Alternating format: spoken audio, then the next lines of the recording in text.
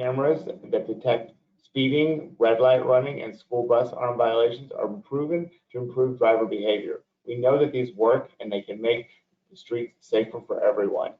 Safety cameras also supplement traditional traffic enforcement while addressing potential inequities and improving our overall safety, whether you're a driver, a motorist, a bicyclist.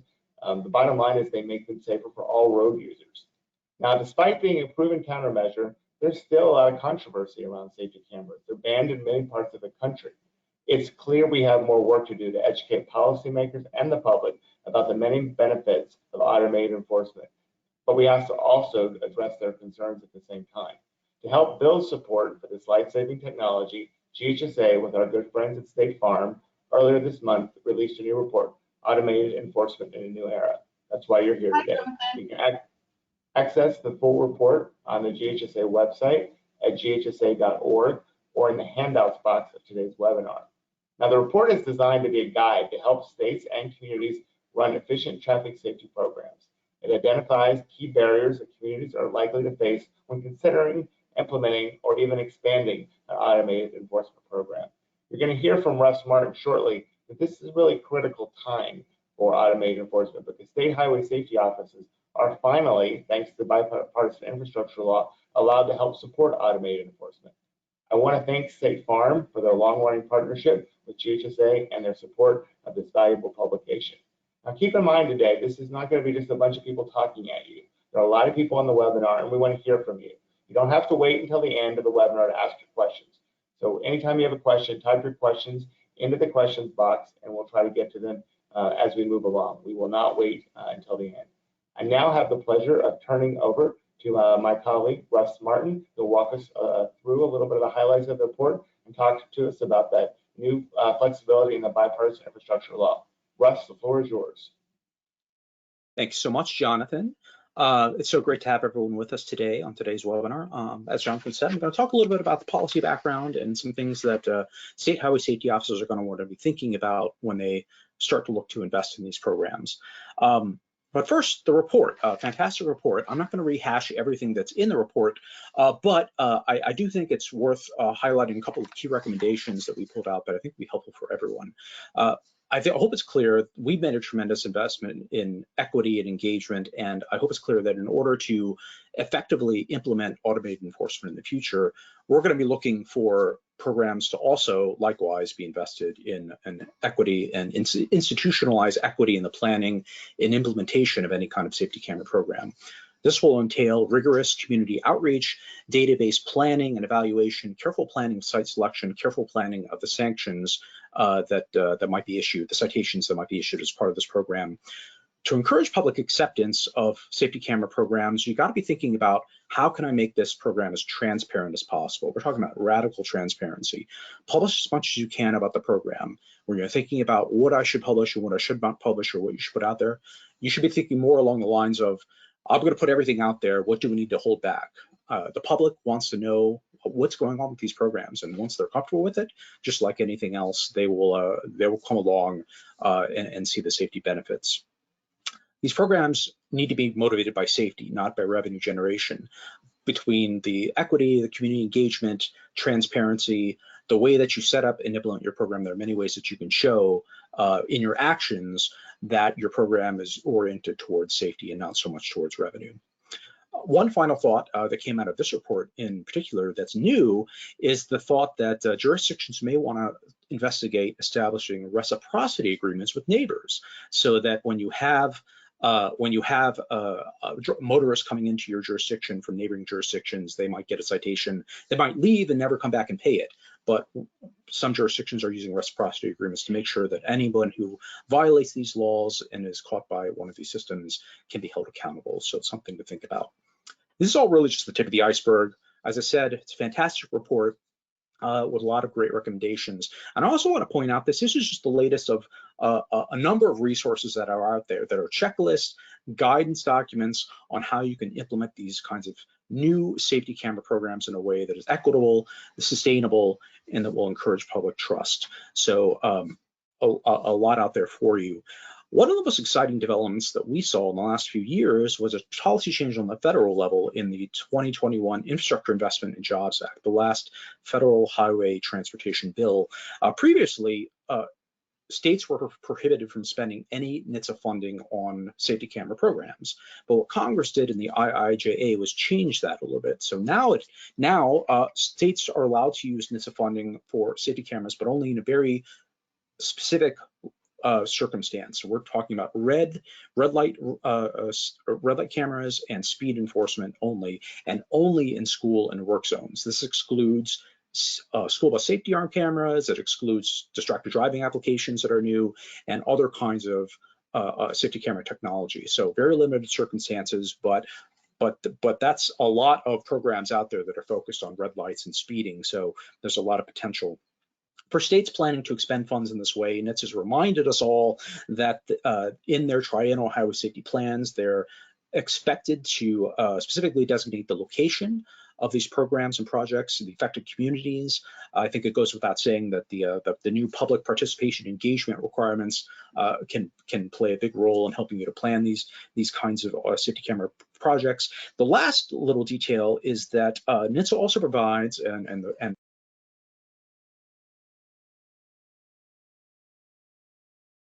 sorry, I was muted for a second. The law also provides that any kind of safety camera program funded with NHTSA dollars has to be consistent with quote unquote US DOT guidelines. But unfortunately, we're still working through with NHTSA what these guidelines refer to.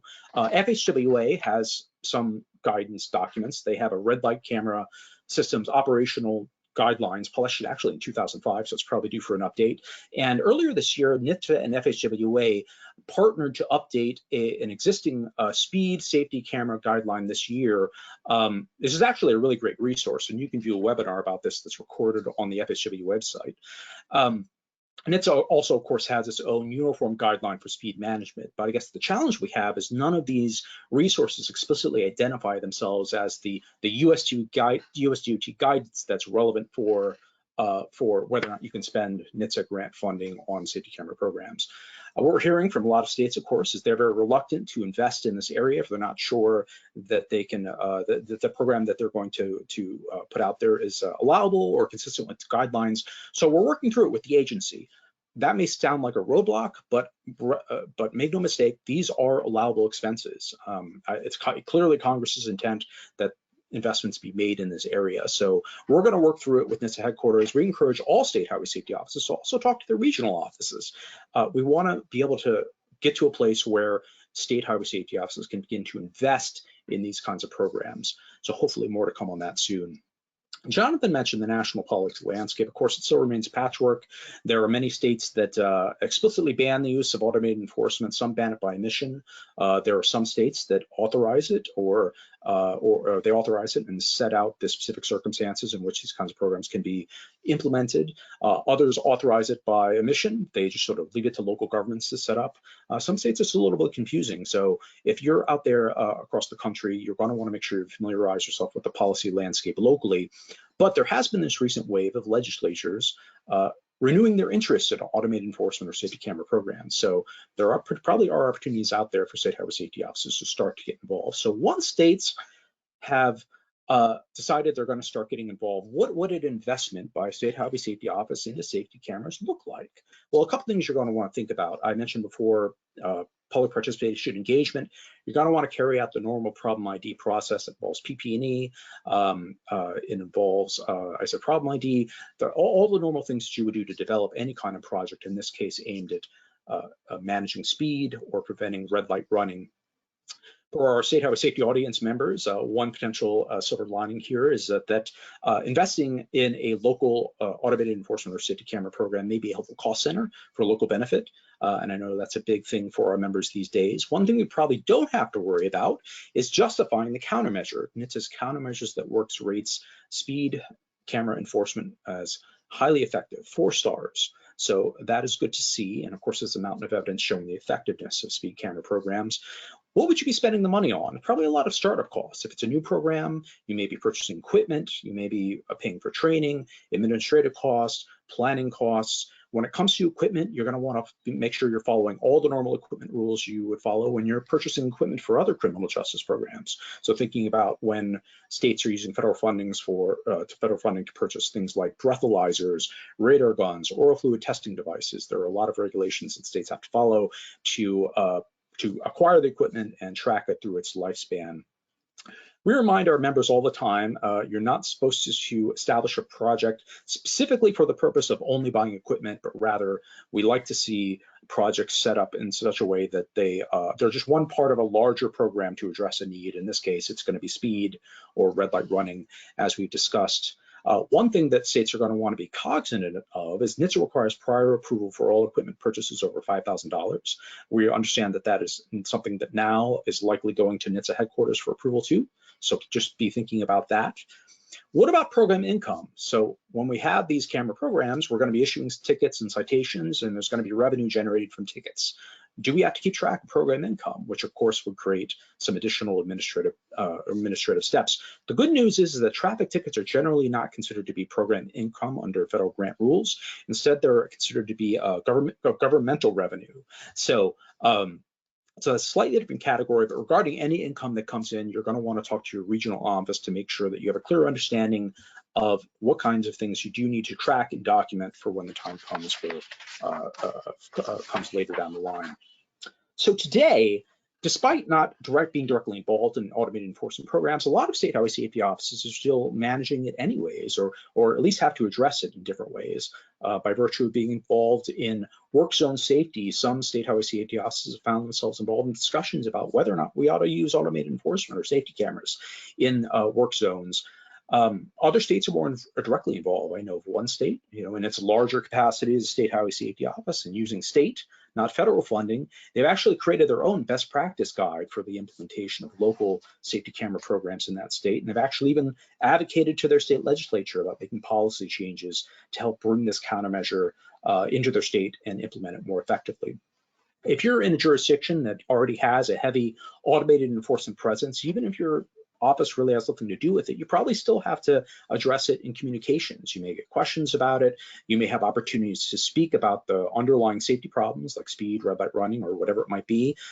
You may have an opportunity to promote just sort of generally the benefits of safety cameras. Of course, there's a lot of evidence, as I mentioned, showing that these can be helpful interventions to apply in communities. So things to think about. If nothing else, we're hoping that this report, as we're on the on-ramp to beginning to use federal funding to implement them, if nothing else, we hope this can prepare you to speak more knowledgeably about safety camera programs and set the stage for the future of when you're going to be making that investment. So with that, I'll pause here. We'll turn it back over to Jonathan. Russ, for that really great overview. It's great to see our friends on Capitol Hill acknowledging the benefits of safety cameras and automated enforcement. And as far as NHTSA, I know they support them as well. And of course, they're going to implement the law. They have been very aggressive as a department, thinking about how we can start to address speeding in particular, and of course, also red light running. So if you're a governor's highway safety rep or state highway safety office director, and you're thinking about utilizing some of this funding, I'd go ahead and contact your NHTSA regional administrator and get those balls rolling so that you can fund it next time around. I want to introduce a couple great road safety and automated enforcement advocates to our discussion today. First up is Holly Cooper. Holly is the CEO of Illuminate, which is a company that partners with communities and law enforcement to establish traffic safety programs. Holly has been in the field for, I'm not going to say how long, because I don't like people say how long I've been in the field, but she's been in the field for a minute, and she's been a great advocate throughout her career. She's particularly proud of the mentoring she does with young women and getting more women into the technology field. I think that's fantastic, and I'm just so happy to have you here. Welcome, Holly. Welcome back to the GHSA stage. You've been here before in some of your other capacities. Also happy now to introduce Melissa Wandal. Melissa is the president of the National Coalition for Safer Roads. She has been to the GHSA stage a few times. As most of you know, she's a tireless advocate for reducing the number of crashes, deaths, and injuries on our roads. And Melissa is also dedicated to supporting youth who have experienced the loss of a parent, sibling, or guardian. My husband and I are big fans of the Mark Wandall Foundation because they help fill this gap. It's more than a gap, it's an incredible loss. It's hard to even know how to put that in words, but I appreciate all the work that you do, Melissa, both on the traffic safety side and also in supporting families who are going through this huge, unbelievable loss, particularly at this time of the year. We are going to take some, thank you. We are going to take some questions. I have a few, and feel free to send your questions or comments into the chat box. We've got a great group of experts here who'll be happy to talk through some solutions. Holly, I do want to start with you, though. I want to get some examples for Highway Safety Office directors. We have a lot of new members. We just had a governor's election in November. We've got some new folks on the line who aren't as familiar with what a successful traffic safety camera program looks like. Can you give some examples of how you work with communities, state DOTs, local DOTs, local highway safety offices if applicable? Give us some examples and where a highway safety office would start. Yeah, so it's really interesting because finding the starting point sometimes can be the biggest hurdle, right? It depends on the situation in your state. If you have enabling legislation and you have an environment where photo and automated enforcement is something that you can do, you can start with understanding the statistics in your individual municipality that you're trying to cover, or if it's a state office and you're looking at the roadways from a state perspective, know your data, right? The biggest thing you want to do is put programs in place where the data proves that there's a need, right? These programs don't belong in every municipality. As much as some vendors would like to say that, yes, you know, oh, everybody needs a photo enforcement program. The reality is not every intersection needs it, right? There's a lot of traffic engineering and things that can take place. This is a supplement to those types of activities, not instead of. So knowing what your fatality rates are, where your dangerous intersections are for crashes, all of those things in your individual environments are what's going to drive you to set up a program. Now, taking a step back, if you have a state that doesn't have the right enabling legislation, you kind of have to start from the beginning. And really knowing your data and taking it to the legislators and saying, look, these are the fatalities. These are the egregious speeders. This is the percentage of cars on the road that are violating, whether that's intersections or school zones or work zone speeding based on data collection. Having the data first is actually the biggest key to getting support to be able to put enabling legislation in place. Because legislators are going to say, well, how do we even know there's a need, right? Why should I support something that we may not even need? And if you look at the map of the country of where the legislation is already in place, it's, you know, high traffic areas, densely populated areas, that middle US where there's, you know, less roadways or less traffic going through, really could be about data collection, right? So if you want to stand up a program, statewide, understanding from a DOT perspective what's allowable in a work zone program, for instance. We have some individual work zone programs in Virginia, Suffolk, Harrisonburg, Petersburg in particular, right, where they've said, you know what, we don't want to wait for the state procurement to complete its cycle. We want to protect our workers in our jurisdictions on the roadways that aren't DOT roads now. You know, you don't have to wait for a statewide program to address individual areas and to make sure that we're protecting the workers in those areas. School zones. Every school zone is something that can be enforced in areas where school zone is authorized. There's a big push in Florida right now with the newest legislation that went into effect July 1st. We're out there as a vendor supporting partnerships with the individual municipalities by doing speed studies for them, giving them the data so they can even see if there's a problem to address in their communities, understanding the statistics and what effective looks like.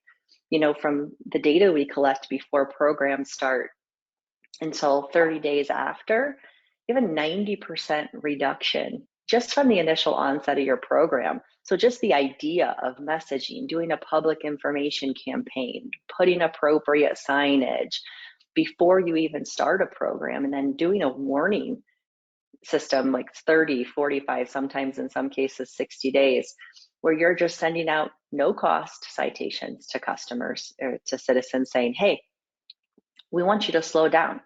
The impact that that is making on driver behavior change is it's what's making this effective. You know, so if I'm sitting in the governor's safety highway office and I'm going, okay, where do I even start? Look at the municipality sizes, traffic that's going through these areas. Don't assume population equals risk, right? If you look, the more rural the areas are, if they have a strong thoroughfare, you want to focus on those areas. We've seen some municipalities where the highest rate of violation in terms of the sheer counts are significantly higher in those more rural areas.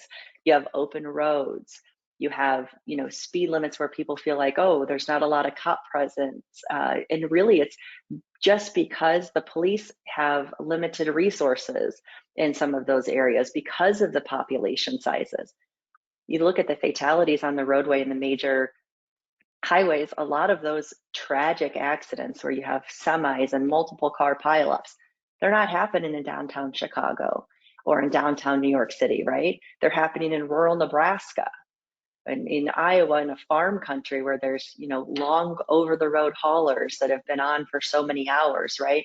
All of these conditions are things that we want to look at. So don't lose sight and focus of just going in for the high population areas. Look at your tier 2, your tier 3, your tier 4 cities. Look at where you've got a lot of pedestrians, right? Not just crossing streets, but in unmonitored roadways where there's not dedicated sidewalks and there's not intersection monitoring with countdown counters. That's really where you start thinking about these types of programs and really where you can make a huge impact on driver behavior. You know, at Ultimate in particular, we don't technically focus on huge tier 1 cities. There are vendors that do, but our focus is helping the broader population. You know, there's more cities that are tier 2 and tier 3 than there are tier 1 in this country, right? It just doesn't have as dense of a population. Can you explain the difference for folks in the different tiers? Yeah, so absolutely. When you think of tier 1 cities, you're thinking of cities that have 1 million people or more living in them, right? So your New York Cities, your LAs, your Chicago, your, you know, Las Vegas. You get to tier 2 cities, you start thinking about the Philadelphias and the Bostons of the world, right? But your tier 3 and tier 4 really are 250,000 people and below. You know, your tier 4 cities, even under 100,000 people, it could be, depending on some people's scale, 75,000 people and below. Those communities are just as at risk and sometimes more so than the larger municipalities. And the good thing about a lot of these programs, not just with the federal funding that, you know, the rest that you and Jonathan have talked about, but the fact that these are violator funded programs.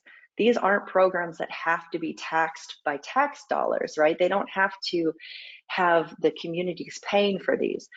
The speeding programs have proven, based on the volumes, that these are violator funded. These programs support themselves. So even if you can't tap into federal dollars, start working with partners in the vendor community that help you to support your programs using violator funding and not asking you to come out of budget cash to be able to have these safety measures in place and to make the change that you really see as meaningful in your communities. A lot of good things, and you know, I'm thinking of, you know, jumping off points, thinking of, you know, putting my highway safety office director hat on. So many of our highway safety officers are looking to connect with cities and jurisdictions that have gotten the Safe Streets for All funding, and perhaps some of these jurisdictions do have automated enforcement programs or looking to get them. And when you talked about community awareness, we don't want these to be a secret. We don't want it to be gotcha. And the Highway Safety Office can and should reach out to some of these cities that have camera programs and offer to support with federal dollars, support with state dollars. Highway Safety Officers know how to connect with the public and how to influence the public. You also referenced Florida, which is a nice lead in for our friend Melissa. Melissa's advocacy was instrumental in the passage of Florida's Mark Wandall's Traffic Safety Act, named after her late husband. That was instrumental in allowing communities to utilize red light cameras that previously had been banned by law. So Melissa, you got the law passed, and then there's been no controversy, no pushback, right? It's been easy breezy since then. People who don't know Melissa think, oh, she's this nice person, and she is, but she's tough and she's fierce. And so, Melissa, tell us a little bit about the Florida advocacy work you've done, the pushback, how you've overcountered that, and then again, thinking about highway safety offices. They can't be involved in the lobbying efforts, but how are highway safety offices partnering with you in other ways to raise awareness about automated enforcement? A lot of questions at once, but I'm excited to have you. Absolutely. Well, thank you so much. And thanks for your support. I'm grateful to be here today. So yes, so the Mark Wandall Traffic Safety Act took 6 years to pass, right? It was just truly grueling, but always knowing every day, every year that we go back and try to pass this bill, knowing that, so my husband was killed by a red light runner, and I knew that how can we prevent this from happening? How can we curb behaviors? And so after really studying automated enforcement, going to camera companies, talking to them, and trying to get the, how are we going to get to people before they run that red light? Because you can do all kinds of things after people run a red light, but after somebody is killed, after somebody's seriously injured, after you have a violator that has to live the rest of their lives knowing they killed or seriously injured somebody, nobody wins. So how can we, I always like to say, reduce the risk? So red light safety cameras were that for me. And so it was truly about 6 years of educating people, getting educated myself about the red light safety cameras before I even took the step into that public and policy arena, which I'm a heart and flowers girl. Most people will know that. I mean, my passion is kids in grief. It's not really being in front of policymakers and being told that you have to go home, little widow, because this is not a place for you to be. And also being told that well, you know what, you can't do anything now, your husband died. The red light safety camera is not going to save your husband's life now because he already died. I mean, that's how policymakers can be. And so you have to really have compassion for other people's misunderstanding is what I said. And my whole thing was, I'm not looking back, I'm looking forward. I'm looking forward to how can we make a difference for another little girl that deserved to have her dad, right? 9 months pregnant, not ever my daughter not meeting her dad not being able to see her born. That will really truly inspire you to take a step out and try to make a reason for what happened at that intersection. So this for me was not just about memorializing my husband, do that through the foundation. It was about his life-saving act. So how can we inform our, how can we work with people, inform the general public on how these cameras work and how they make our streets safer. And like I said, we have to have compassion for other people's misunderstandings. So we need to go to the media right away. We need to go to the media, talk to them about the cameras. We need to hold town hall meetings. It sounds so simple, but people don't know what they do not know. We live in a world of assumptions. Let's alleviate those assumptions by cultivating continual conversations about, yes, the red light safety cameras, speed cameras, school zone, school bus. Let's talk about it. Let's get it out. There are too many myths about automated enforcement. And if you do not go to the people are always going to assume the worst. Many people that are against automated enforcement simply have not been educated on it. They just hate red light safety cameras because they are an intrusion. But as we know, the red light safety cameras are in place when they are dangerous intersections where people have been killed and seriously injured. And people need to understand that people have broken a safety law. If people would just obey our safety laws, we would not have to implement automated enforcement whatsoever. So we have to share how they act as a safety net, and we also have to share how they can curb these tragedies. So we have to establish our team, law enforcement, advocates, engineers, policymakers, bike walk groups, survivors of crashes, Traffic camera companies, don't shy away from them. That's where you're going to get your education. If I hadn't gone there first to say, educate me on this, then I'm going in with a blind eye. Media comes to me, asks me questions that I don't understand. I'm going to look like a fool. I'm going to look like I'm just there to like memorialize my husband, you know, much more than that. So we have to make sure that we can educate on these underutilized safety tools. And then just a little bit more, Jonathan, if I may, you know, lessons that I learned in Florida that could apply to other states. First of all, you cannot give up. You have to nurture these programs. Every year that this bill didn't pass, people said to me, oh, this is so horrible. I'm so sorry. I said, no, what was horrible and what everybody can be sorry about is my husband was killed a year and 5 days into our marriage and 2 weeks before our daughter was born. That was the worst thing that could have ever happened, right? So a bill not passing, it's just about educating more people. You know, you continue, when a bill doesn't pass, then you go back better, you go back stronger the next year with that platform of people that you have. As we said, that bill took 6 years to pass. That bill was in repeal for 11 years. And a little birdie told me that we're going to have to stand up tall again this year. We're going to have to go out fighting here in Florida again, unfortunately. So one of the biggest things we also have to do is you have to involve policymakers in the crafting of an automated enforcement bill. It is so important that you have a bill that at least the chance that has a chance to get heard in committees. The policymakers hold the power to go to other members to get these bills heard and passed. Go visit these policymakers when they are not in session.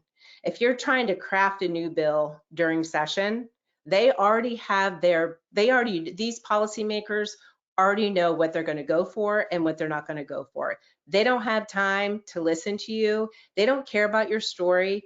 I don't mean to be rude. They really didn't care that my husband died. They really cared about the fact that the public's perception was that automated enforcement sucked, for lack of a better term, you know. So you have to really be able to educate them on the value of what the red light safety cameras do, and make sure that the transparency, we're talking about transparency is everything. You know, the bill almost didn't pass the 5th year, right? And it didn't pass because there wasn't signage in Florida that says you're about to enter an intersection where you will be photographed. I was okay with that. Give people signs all day long. If it's going to save people's lives, we are not about catching people running red lights. We are about trying to save lives so that at the end of the day, people can come home. The Mark Wando Traffic Safety Act, $3 per ticket goes to the Miami Project to Cure Paralysis. 22 level 1 trauma centers get $10. So show people where the money is going. It's very important. Share the knowledge with the motoring public, whatever you can do. A great program has transparency. A great program is also you are sharing all the knowledge. Get the good, the bad, the ugly out. Get those pros and cons. Answer those questions. Don't shy away from them. And at the end of the day, you will see, like, people take me seriously. There's policymakers that don't like people to come into their office. They know when I come into their office, I'm not berating them, right? Just asking them, give me 5 minutes and listen as to why these automated enforcement can save lives and protect people from future tragedies. I mentioned she was fierce. I think I got, if I got nothing else right today, I think I got right, Melissa, that you're fierce. Thank you. Thank you for that. I want to jump around a little bit, but one of the I'm going to ask you both a question, and Russ, that I got on LinkedIn this morning. But I want to remind folks online, if you have questions, go ahead and send them in the chat box. This one came in this morning via LinkedIn, and it focused on time tickets based on need. In other words, you shouldn't get a $100 ticket if you can't afford it. That's a big discussion point in communities, that it should be tied on to your income level. And the person who sent me was a very nice note on LinkedIn, basically said, why isn't GHSA and the National Safety Council and all these safety groups talking about that, because that's one of the big obstacles, is people will be more willing to support these programs if the tickets were tied to income, thinking about equity concerns. And I'd love to hear, some thoughts on that. It was a good note from somebody who has a lot of passion about it, so I told him I'd get it in today. So I can take a first stab at it here. I'll tell you how I view it. Equity isn't just about what you make. Equity is about being fair to all drivers. Just because somebody is breaking the law and they happen to be in a different income bracket doesn't mean they broke the law any less. Now, there are programs that cities should absolutely put in place, like payment plan options to allow people to pay over time without accumulating additional late fees, because you don't want to have a huge negative impact on the communities, right? There are other programs that they might have in communities that say, okay, if it's your first offense, it's X amount of dollars. If it's multiple offenses, the fee incrementally goes up. The point isn't to create a hardship, a financial hardship or burden on people. The point is to get them to stop the behavior.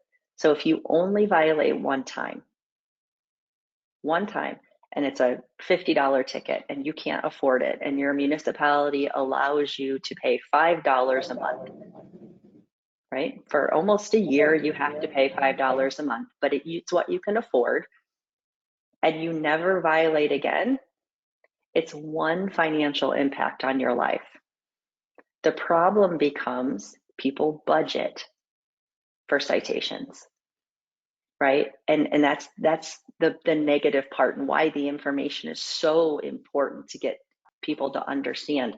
I don't want you to get a lower fine because you make a lower income, and so you say, I can budget, I can get 3 citations and I can afford it. Well, it seems so expensive because I've accumulated 5 of them and they're $100 a piece and I can't afford $500. Well, you didn't learn the first time. These programs aren't about the money, right? It's about changing driver behavior. I need, whether you make $5 an hour or $500 an hour, I need you to drive safe on the road. I need you to keep the other people in the roadway safe, right? And that's really what the impact's about. So do I think that there's equity and you should allow for payment plans and flexibility and not incremental late fees and really address your community? Absolutely, because we don't want to overburden people, and we don't want people to not pay the citations either, because they're not learning anything from that as well, right? Registration holds in the state of Maryland. Yes, it's a way for you to pay your fine, but it's so that you change your behavior, right? It's not because we want to prevent you from having access to your car to be able to go to work to make money, right? So for me, equity is not just about how much money someone makes. Melissa, I know you've got some feelings on this as well. I know it. Yeah, I know, you can see me jumping out of my skin. No, I agree with you, Holly. I think, first of all, I think that across the gamut, we cannot say because you're a lower income that you don't have to have a ticket, because that just gives somebody a rite of passage to break a safety law. They're late going to work, getting to work. I mean, you could have all kinds of excuses, and they could be real, but they're going to go to work and they're going to run that red light, but it's okay because they're not going to get a ticket for it because they don't have the income.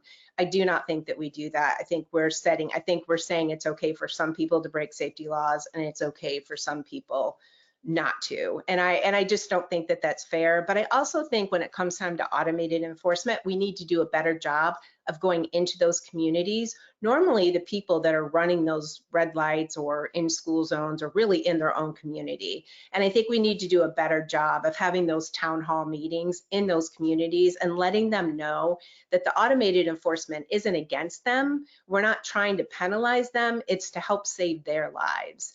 So I think we could do a better job, number one, of actually going into those communities and having town halls and saying, don't fear these. We're not doing this because we're trying to tax you or we're trying to hurt you. We're trying to help you. We're trying to save your lives because there is some problems in your communities. And then I just have one comment. Something happened. I was at a county commission meeting, and I do not go to a lot of them, but I had to go to one. And unfortunately, You know, I went up to talk a little bit about my story and then a little bit about why the red light safety cameras were really important. County Commission came back and basically said that because we had a right on red program, and they told this said law enforcement officer, we want to suspend the program for 60 days. And in those 60 days, if somebody's seriously injured and somebody gets killed, then you let us know. But right now, when somebody goes right on red and they're ticketed, that's not fair because they haven't killed or seriously injured anyone.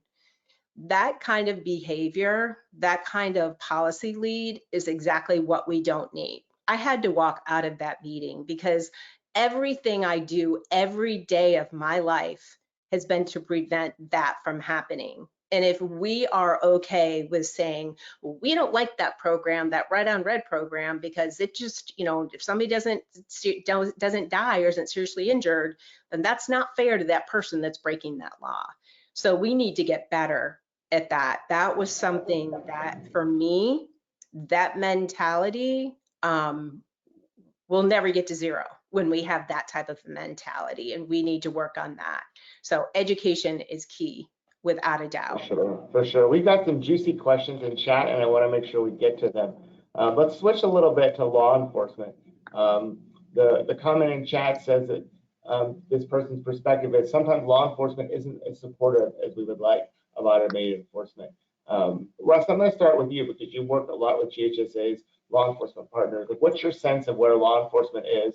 And then when we turn over to the ladies, like, what do we do about it? How can we get law enforcement on board if they're not as always 100% on board? I think that some out there in the law enforcement community have anxiety about being replaced because these are enforcement programs, and so the thought from their perspective is, well, if there's a camera out there, then why do I need to be out there, right? But I think that the way that we're trying to talk about automated enforcement is the way in which it supplements, not replaces, law enforcement. And we all know that today law enforcement is overtaxed. They can't be everywhere at once. And safety cameras provide a part of the solution to that. And I think from a planning perspective, you're thinking about it not necessarily as I said, as like replacing where you're currently doing on the ground enforcement, but trying to find out where those gaps are. Where are those areas in the communities where we can't have police officers all the time? That's the key to make it all fit together in the way that it needs to be. Yeah, I will agree with that. If I could say something just real quick about law enforcement, I absolutely, and what I love that you said, Russ, is so true. So automated enforcement, and it's part of that myth, that's not the full solution. You have to work with law enforcement, advocacy, education, engineering. It is a combination. They're just a part of the it's that link in a long chain of solutions that can really help us at the end of the day. We have a very popular law enforcement person here in our Tampa Bay area that does not believe in automated enforcement because they believe that they like their law enforcement officers to give the ticket.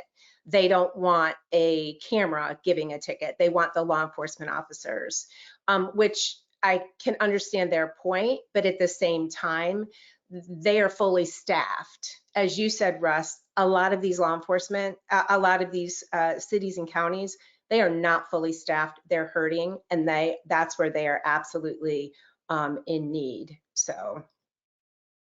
Yeah, and Melissa, to your point, especially in the Tampa Bay area, there are things that automated enforcement do that are a benefit to the community and to the police force. One, they are being issued by police officers, right? The police officers are the ones doing the review. They're the ones pushing the button. Yes, we're going to issue the citation. It's their signature and badge number that's affixed to the citation.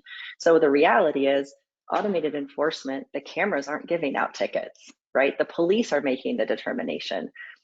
There are some concerns around how am I going to pay for officers to be able to go into the system? I barely have enough force to go and respond to accidents or kidnapping or a murder or whatever, theft at a grocery store. that's where it's important to be transparent and that these funds go back to safety initiatives. Having a clearly defined split on the revenue that is generated from the program to where the police departments can fund the positions that they need is critically important. You're eliminating roadside confrontation. If you go back a few years, Jonathan and I worked on a piece around removing bias, right? Taking the officer away from the roadside, not putting them in danger of traffic, not putting them in a potential altercation with a citizen, helping to allow them to focus on more egregious behaviors, like some of the ones I just mentioned, right? There's a lot of benefits. And I think if you help the police that are struggling with the adoption of this, to help them to understand that those highlights of the program, back to information and education, right? I think it really does help them come along to say, yeah, I would promote photo enforcement. And I'll tell you my experience being in this industry for a little while, that most of the time the law enforcement are the ones pushing for it. They're like, we need the help. We want the automated enforcement. We want the force multiplier. You know, we want to be able to go focus on the things that are most important to us. So those that do struggle with the adoption, I think there's just a lot we can do as a community, whether it's vendors or state organizations or like GHSA or what Melissa's doing, right, to help educate these police officers and their chiefs and deputy chiefs so that they understand really the benefit to them of having an automated enforcement system. A couple of lightning round questions of things have come in. Looks like we've got some advocates in Kentucky looking to support legislation to enable automated enforcement in work zones. They're looking for model legislation. Does such thing exist?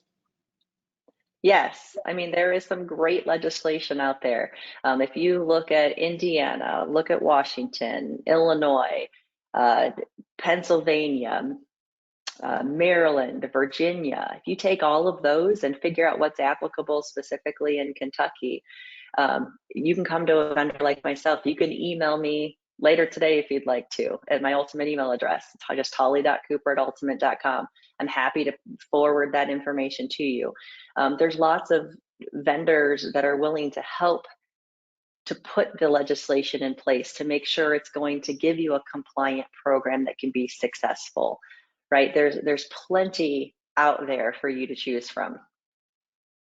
We're going to share everybody's contact information. And Melissa, I think this next question is really directed toward you. How do we get data in our community about how big of a problem red light running is? We know it's a problem nationally. We know anecdotally it is. Like, where do we get the data that Melissa cited to make some of these cases? Oh yeah, well we can go to you can go to your DOTs to get the data without a doubt, to be able to get the information in your area. Absolutely, that's where, I mean, that's the first thing. You have to have the data along with the advocacy, because if you don't have the data and you just have the stories, you know, you really can't have one without the other, because the data is human lives. We have to remember that those numbers are people that have been seriously injured or killed. They're not just numbers. And so you really can't have one without the other. So you can go to your DOTs to be able to get the data for your state and for your prospective areas that you're looking in. And also the folks in Kentucky, your advocacy, I have a good advocate out of Pennsylvania too that had to start on her own. So you can reach out to me too, because I can hook you up with other advocates. Great question. A question also came in, and it was more of a comment, but aren't we really trying to catch up from all the pushback from bad programs in San Diego, Baltimore? It's not referenced, but Washington, D.C. I'm still hearing a lot of feedback in our community about these bad programs. How do we counter that? I think you start with data of where it's been successful, right? I think you be very transparent on what caused these programs to be viewed as bad programs, right? Because even some that have been given bad raps, maybe it's not necessarily that they were ever bad to start with, right? Sometimes it's bad vendor behavior, sometimes it's bad the way you set up the business rules, right? It wasn't the optimal solution. There are ways you can change programs over time too. And sometimes programs get a bad rap for a period of time, but it's because you're not refreshing business rules. You're not going and really trying to understand what are the trigger points that you can put in place, like speeding. You have a speed threshold that has to be set that people have to pass. You probably don't want to set up an automated enforcement program at 1 mile an hour over the speed limit. That's a program that would go very bad very quickly, right? Or if you set it at 5 mile an hour or 6, like where is really impactful from a safety perspective, right? And understanding how to set those programs up. And then if you look at the hundreds of thousands of programs that go up globally, right? There's more success than there are failures. Right? You don't stop shopping at a grocery store because one grocery store sold some bad lettuce, right? It's just you find the grocery store that is more reliable, right? It's about finding the right vendor partnership. It's about understanding what you can do. I want to get, we're running out of time, but I want to get some of these. There's some great questions. I love the discussion and the passion that people have for this issue. Question about enabling legislation. If my state law is quiet or silent about this issue, why do I need enabling legislation? Officers are still issuing citations and they're using other technology to enforce the law. If the law is silent, do we need enabling legislation, or do we actually need to get programs in place? Well, I would say that my impression is that it unfortunately depends on some states. Their statutes, silence means sort of tacit endorsement.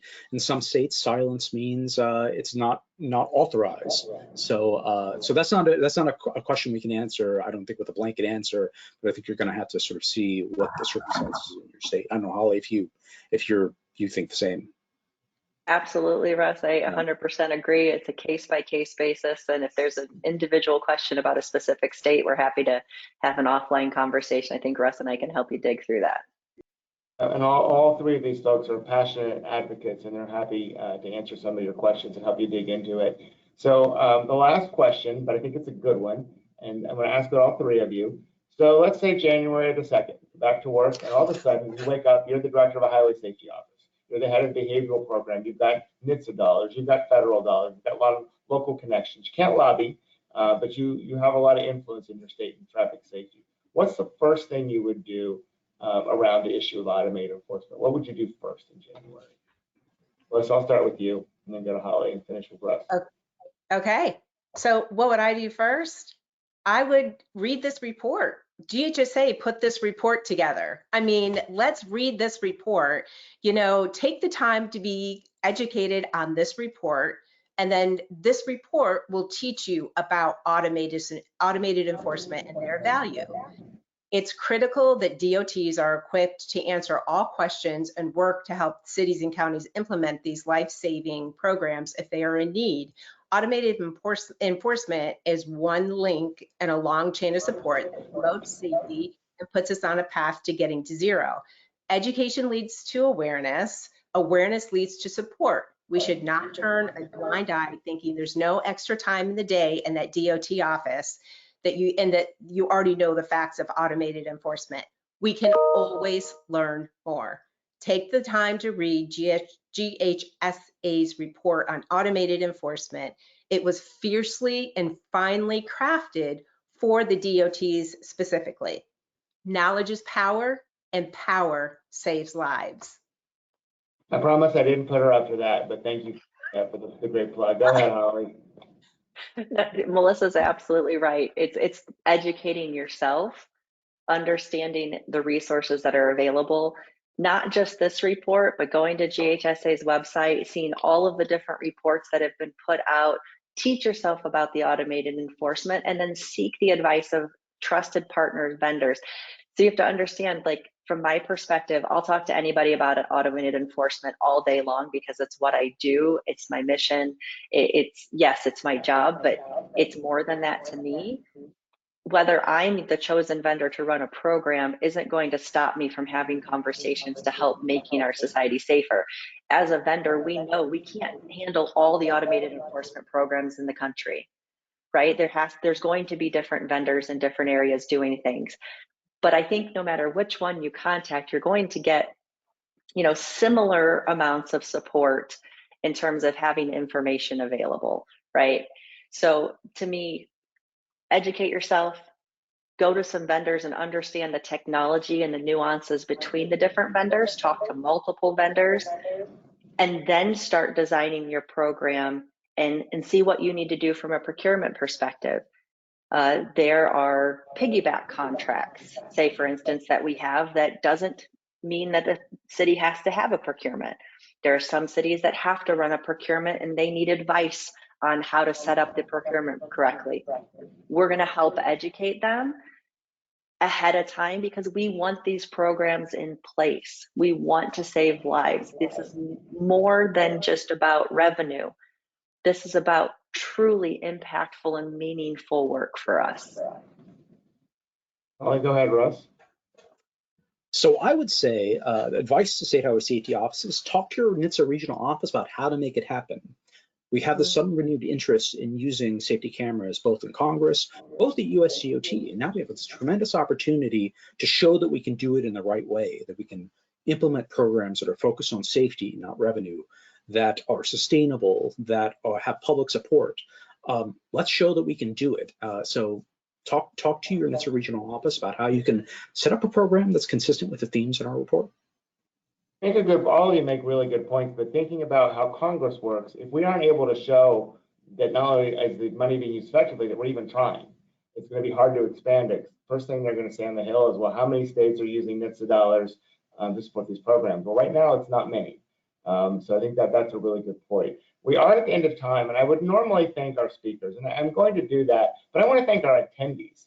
We are 6 days out from Christmas, and normally when you do a webinar like this, you see the numbers start to go down throughout the webinar. This webinar, the numbers have gone up.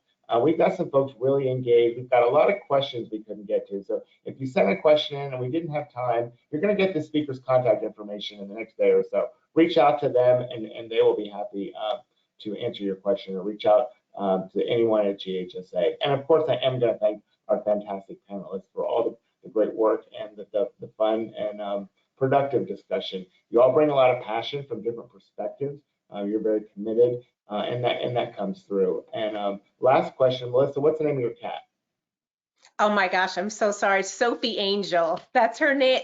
She stays in the closet all day long. And Angel, so the thing about cats people don't realize, the only time cats will come out is when you don't want them to come out. Like that 1 hour of the day, I don't need to see the cat. That's when the cat's going to come out. Yeah. So it doesn't matter what you have scheduled. That's what's going to happen. But Yes. With that, I want to thank everyone for participating in today's webinar. Please go to ghsa.org, and I wish everyone a safe and happy holiday season.